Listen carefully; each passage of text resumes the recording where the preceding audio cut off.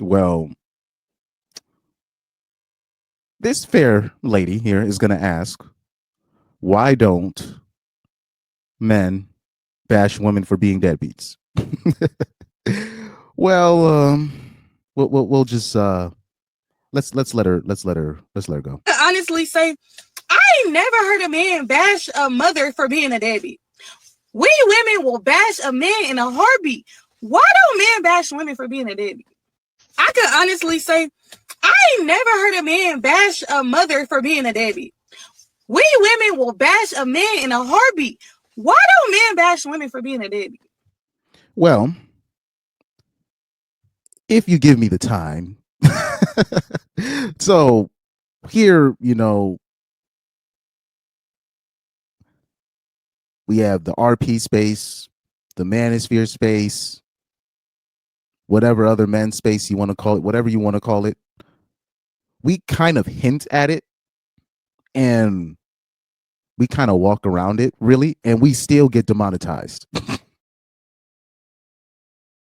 for really putting men on game on how the child support system works, how the divorce court system works, family court system, the statistics behind divorces, paternity fraud, all that, all that, all that, all that, all that. Right? And we don't even, a lot of us dudes, still, we won't say women are deadbeats. We won't say that because, in my opinion, there's more deadbeat moms than deadbeat fathers. I don't believe in, I think deadbeat fathers in and of itself is a myth. And I feel like a lot of men are afraid to say that out loud because they're afraid of not getting no punani. But it's actually true. And I might be one of the few brave ones to say it, but most men in this space, they still won't say women are deadbeats. And they still get their platforms demonetized. So even hinting at it, even hinting at something like that, you're gonna get ostracized. Even I'm talking about she could be the mom could be a clear deadbeat. Saying you take the black community for example, the mom could be a clear deadbeat in every way that she does. There's still gonna be somebody, man, don't talk about your mama like that. You know what I mean? So you already have that ingrained with men. So that's already number one. So that's where you're going to be crucified for even saying that. Now, the reason why I say there's more deadbeat moms than deadbeat dads is the logic of moms when they talk about deadbeat dads, quote unquote. I'll ask, okay, so what makes a dad a deadbeat? Oh, he doesn't share his financial responsibilities. He left the kid and blah blah blah. He abandoned him. I can't get a hold of him and all this stuff, even though there's more to it than that. But I take their word for it. I'll be like, oh, okay. And then I'll be like, well, have you ever had an abortion?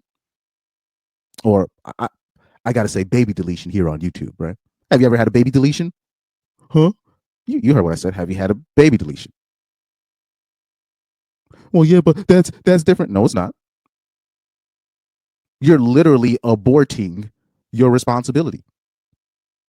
And please, I don't want to see nobody in the comments section talk about grape and SA because they've already done the statistics. They've already done the statistics when it comes to that. It's literally less than 1% of the reason why why the baby deletions happen. Most baby deletions happen is because of convenience. You just don't want it, so you abandoned your responsibilities. You're a deadbeat. A woman can literally actually have the baby and then leave it off at the fire station, the police station, because she quote unquote can't take care of it. And people will praise the woman for not uh subjecting their child to poverty and putting it in a better situation. But a man will leave if if a man quote unquote leaves, which most of the time he's forced out, but say in a rare situation where he just leaves, that man gets all the hate and all the blame in the world. So I'm like, by these definitions, when you calling dudes deadbeats, I'm like, that means there's more deadbeat moms than deadbeat dads. So that's just one facet of it. Now let's take another facet of it, because let's keep it real. The reason why dads are separated from the moms is because the government and the state, right, literally incentivizes women to separate the dads from the mom. They get more money from the powers that may be depending on how much custody they have versus their dad. This is why most women consider it a loss if the dad gets 50-50 custody. They try to make it women and the family court people, lawyers, whatever, they make it where the woman gets primary custody and then but still have the dad pay like he's the primary custodial parent. This is the dream scenario for most hoes.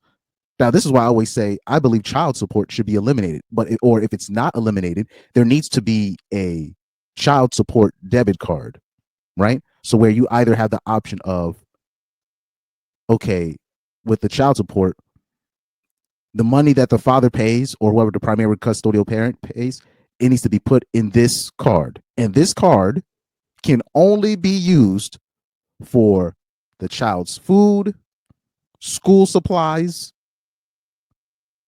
and what else? School supplies, water, you know what I mean, for the kid. So that would still fall under food. So basically just those two things, school and food. And it can't be, like I said, it can't be spent on rent. It can't be spent on gas, right? Liquor, your hair, your nails. Y'all ladies know what I'm talking about. So don't play dumb in the comments. So, and if those purchases were to be audited every month, these purchases got to be audited, or every time you bring a dad for a modification, those purchases on that card will be audited.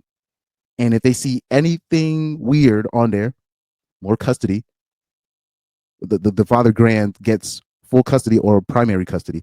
If it needs to be either like that, or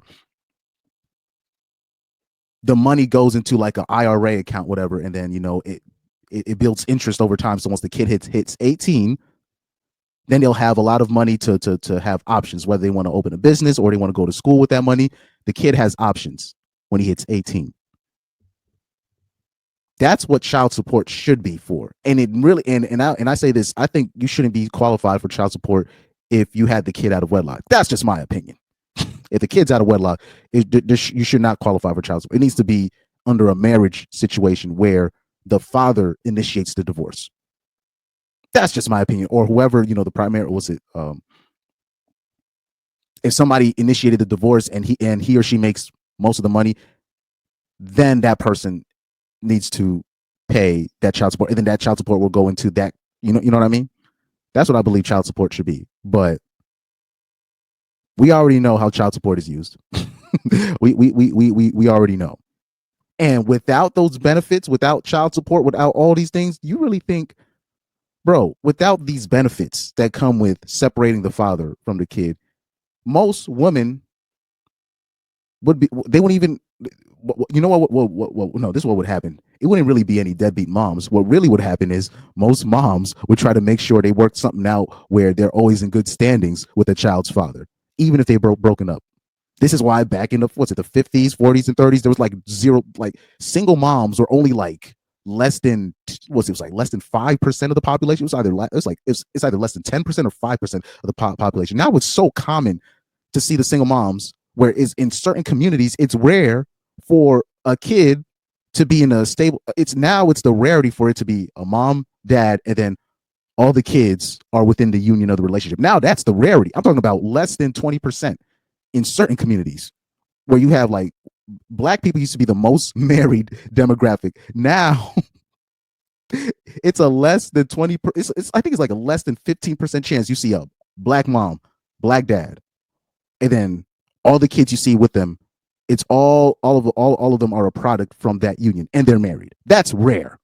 That's rare nowadays. That's how backwards things are. And now single moms are the norm, quote unquote, or they're trying to normalize, quote unquote, co-parenting. Why is there such a blossom in that? Because you can get more money. Women separating the kids from the fathers, you literally get money from the government, more money from the man. It's basically that the man is it's almost like it's basically like the man is better off dead than alive. So basically, she has more to gain from the man not being there, from the man. So she can still gain from the man even though he's not there. And then she could just say, oh, he's never there, but she's purposely keeping him out because she can get more. She can still get the same financial support from that man because we already know this is what happens. They'll talk about, oh, I need child support. I need this for rent and I need this. So they'll have the thing for child support, and then they will double dip by still asking him, you need to pay for his school supplies, you need to pay for my rent, you need to pay for gas. And then you'll be like, well, shouldn't the child support cover that? Well, you want me to bring you back to court again? So this is the trap. This is the trap that many men fall for. Child support should really only be for food and school, anything school related or like sports related. That's what I forgot. School related or sports like activities outside for the kid. So if the kid is in like a dancing class, music, sports, something like that, and it should be like a miscellaneous for kids activities outside of school or outside of the home. That's what the child support should be for. And even then, if whoever can afford the miscellaneous stuff, because even that's not a requirement, it's really just food and school. If the person, which is most likely going to be the man, can afford to do the miscellaneous stuff, you might as well have the kid with a parent that can afford and bring him to all the miscellaneous activities. So without all of these benefits, there would be more deadbeat moms than deadbeat dads on paper. But if, like I said, if they eliminated child support, there would actually be no deadbeat moms, really. It would just be like how it was in the 50s and 40s. You would have women making sure they're in good standings with the child's father. And if something doesn't work out with the child's father, they would just take the L and just pray for somebody to step in and take over. So this is kind of the long explanation on why men won't OD call women deadbeats, because most single moms by definition are deadbeats. I believe most, if you're a woman that had a baby deletion, you're a deadbeat by definition. So it'll be a lot of women, even women that we know and love, that would qualify as being a deadbeat. It's just easier to call out the fathers in these situations. But you can let me know if I'm wrong in the comments section. Please like and share and subscribe. I don't want peace. I want problems always.